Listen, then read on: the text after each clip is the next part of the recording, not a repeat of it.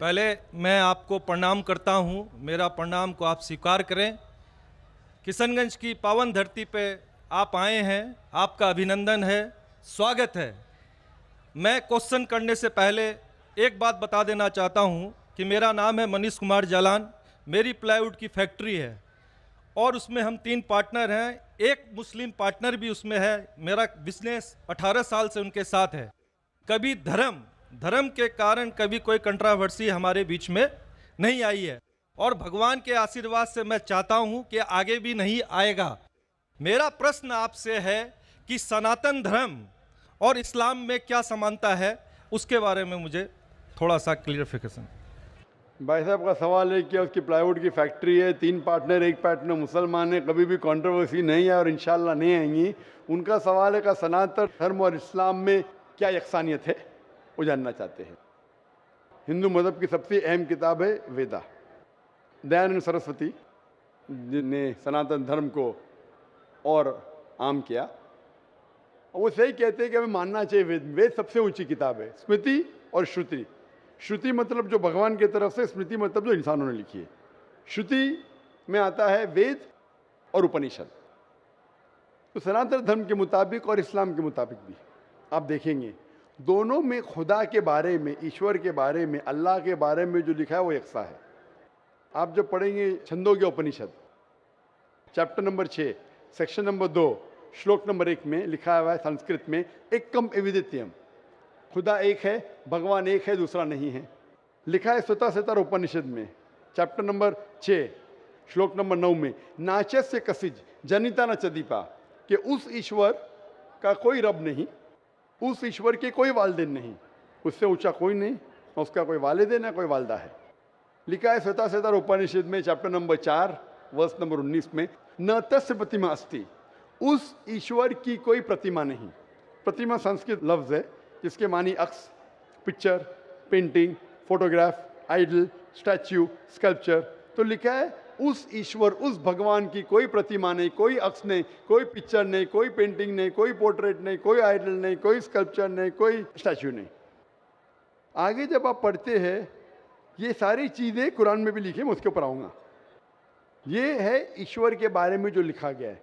उसी तरीके से आप आगे जब पढ़ेंगे यजुर्वेद चैप्टर नंबर 40 वर्ष नंबर 8 और 9 में, उसमें लिखा है अंधात्म प्रविशंति या असम्मुति उपास्ते। अंधात्म मीन्स अंधकार, प्रविशंति मतलब दाखिल होना, अंधात्म प्रविशंति या असम्मुति उपास्ते, वो अंधकार में दाखिल हो रहे हैं जो लोग असम्भूति की पूजा करते। असम्भूति मतलब नेचुरल थिंग्स लाइक हवा, पानी, आग, जो नेचुरल थिंग की पूजा करते हैं जैसे हवा, पानी, आग, वो अंधकार में दाखिल हो रहे। और वो श्लोक का कंटिन्यू होता रहा है, वो लोग और घोर अंधकार में दाखिल हो रहे जो संभूति की पूजा करते। संभूति मतलब इंसान की बनाई हुई चीजें, टेबल, चेयर, आइडल, मूर्ति, इसकी पूजा करेंगे तो और घोर अंधकार में दाखिल होंगे।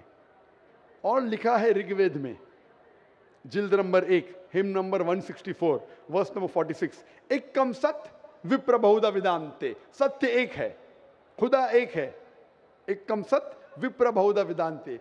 लोग, विद्वान लोग उस ईश्वर को कई अलग नाम से पुकारते हैं, ईश्वर को कई अलग नाम से पुकारते। यही चीज लिखा है कुरान में जो मैंने जिक्र किया हूं, सूरह इसरा में सूरह नंबर 17 आयत नंबर 110, कुलिदुल्लाह विदुर रहमान अय्यमा तदु फलाल उस्मान हसना, चाहे कहो अल्लाह या रहमान, उसे अच्छे नाम से पुकारो क्योंकि अल्लाह के सारे अच्छे नाम हैं। लेकिन ऐसी कई मिसाल दी गई। ऋग्वेद आप पढ़ेंगे, ऋग्वेद जिल्द नंबर 2 चैप्टर नंबर 1 श्लोक नंबर 3 में पढ़ेंगे, उसमें एक एट्रीब्यूट दिया गया है ब्रह्मा।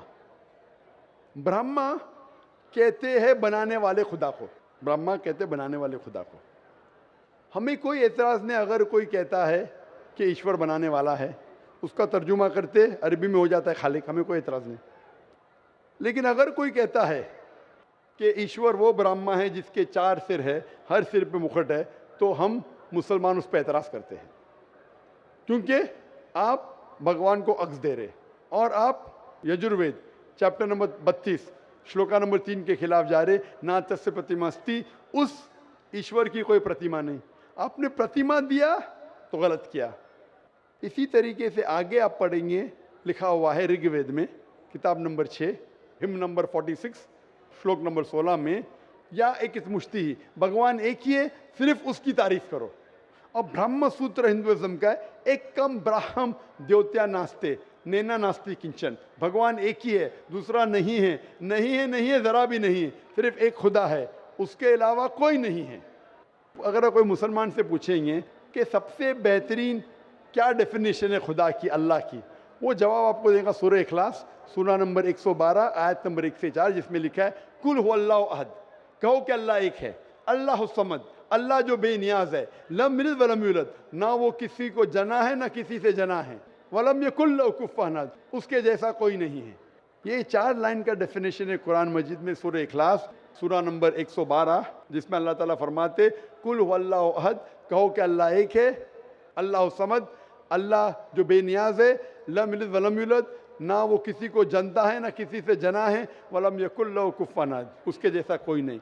अगर कोई भी चीज़ को आप कहते हैं खुदा है, भगवान है, ईश्वर है, अगर ये 4 लाइन के डेफिनेशन में उतरता है, हम मुसलमान को कोई एतराज़ नहीं मानने के लिए कि वो ईश्वर है, कि वो खुदा है।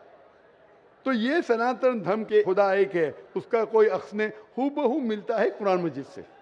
लेकिन मैं एक स्टेप आगे जाता हूँ, यहाँ तक के तो सही है, दयानंद सरस्वती ने कहा ईश्वर के बारे में, मैंने मान लिया। मैंने थोड़ी और रिसर्च किया, मैंने कहता हूँ मैं दयानंद सरस्वती और विद्वान हूँ, और रिसर्च किया हूँ। रिसर्च में लिखा है वेद में, पुराना में, कि एक आखिरी अवतार आने वाले हैं। इसका जिक्र दयानंद सरस्वती ने नहीं किया, क्यों नहीं किया मैं जानता नहीं, लेकिन लिखा है भविष्य पुराना, मतलब जो भविष्य के बारे में आपको कह रही है। अगर आप पढ़ेंगे वेद और भविष्य पुराना और बाकी पुराना, कई जगह आखिरी पैगंबर मोहम्मद सल्लल्लाहु अलैहि वसल्लम का जिक्र है। मैं पूरा तफसीर से नहीं बोलूँगा, हवाले दूंगा तो आसान होगा।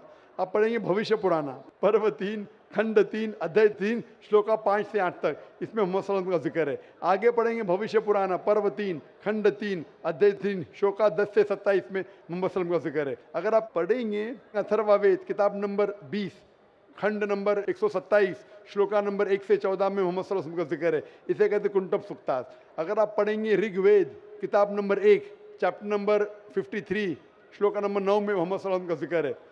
कई जगह पे उनका नाम से जिक्र है और बड़ी तफसील से जिक्र है। कल की पुराना में, कल की पुराना चैप्टर नंबर 2, श्लोक नंबर 5, 7, 9, 15, यहाँ पढ़ेंगे। इसमें लिखा है कि कल युग में, कल युग मतलब आखिरी युग में आएंगे आखिरी अवतार।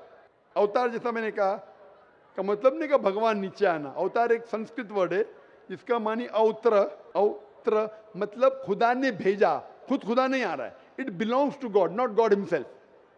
इसीलिए इसका कॉन्सेप्ट है मैसेंजर, पैगंबर। तो कल युग में कल की अवतार आएगा, उसके बाप का नाम है विष्णु यास। विष्णु मतलब ईश्वर खुदा, यास मतलब खुदा का बंदा।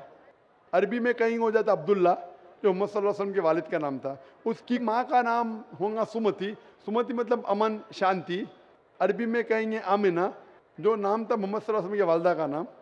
वो पैदा होंगे एक अमन के शहर में जो था मक्का। वो पैदा होंगे ऐसे खानदान में जो उस शहर का रखवाला था और मोहम्मद सल्लल्लाहु अलैहि वसल्लम कुरैश खानदान में पैदा हुए। पहली वही उन्हें आएंगे एक गार में, एक केव के अंदर। मोहम्मद सल्लल्लाहु अलैहि वसल्लम को सबसे पहली वही आए गार हिरा में रात के वक्त, हम जानते हैं। फिर वो माइग्रेट करेंगे नॉर्थ वर्ड और वापस आएंगे। मोहम्मद सल्लल्लाहु अलैहि वसल्लम ने हिजरत की, मदीना फिर वापस आया। उनके 4 करीब दोस्त होंगे, सबसे पहले 4 खुलफा राशिदीन। ऐसे कई तफसील है। तो खुदा के जिक्र के बाद जो वेद में यकसानियत है जो कुरान से मिलती है वो है मोहम्मद सल्लल्लाहु अलैहि वसल्लम का जिक्र। और भी यकसानियत है, ये तो सिर्फ खुदा के बारे में और मोहम्मद सल्लल्लाहु अलैहि वसल्लम के बारे में। और यकसानियत है शराब मत पियो, जैसा मैंने कहा कुरान में लिखे सूरह माइदा सूरह 5 आयत नंबर 90, शराब मत पियो। मनुस्मृति चैप्टर नंबर 9 श्लोक नंबर 225 में लिखा है। कुरान में लिखा है जुआ मत खेलो, सूरह माइदा सूरह 5 आयत नंबर 90। मनुस्मृति चैप्टर नंबर 9 श्लोक नंबर 225 में जुआ मत खेलो। हिजाब पहनना चाहिए, कुरान में लिखा है सूरह नूर सूरह नंबर 24 आयत नंबर 30 और 31। ऋग्वेद में लिखा है जिल्द नंबर 8 में। इस तरीके से कई यकसानियत। सबसे अहम 2 यकसानियत है पुनर्जन्म, वेद में कुरान में।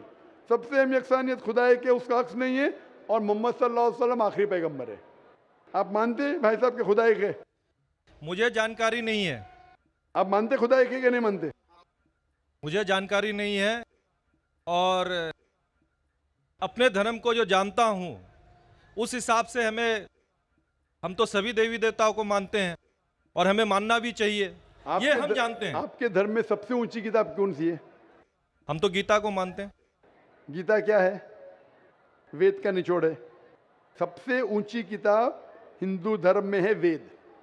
वेद जो है श्रुति, वेद, उपनिषद। फिर आएंगे आपके महाभारत। भगवत गीता 18 चैप्टर है महाभारत के, 18 चैप्टर। महाभारत का एक हिस्सा है। श्री कृष्ण अर्जुन को सलाह देते हैं क्या करना चाहिए, वो उसे कहते हैं भगवत गीता। आप समझे ना? कहते हैं ये निचोड़ है वेद का, लेकिन वेद तो पहले समझो आप, बराबर ना? तो वेद में जब लिखा है इतना खास तौर के कि भगवान एक है, तो आप क्यों इतने देवी देवता में मानते?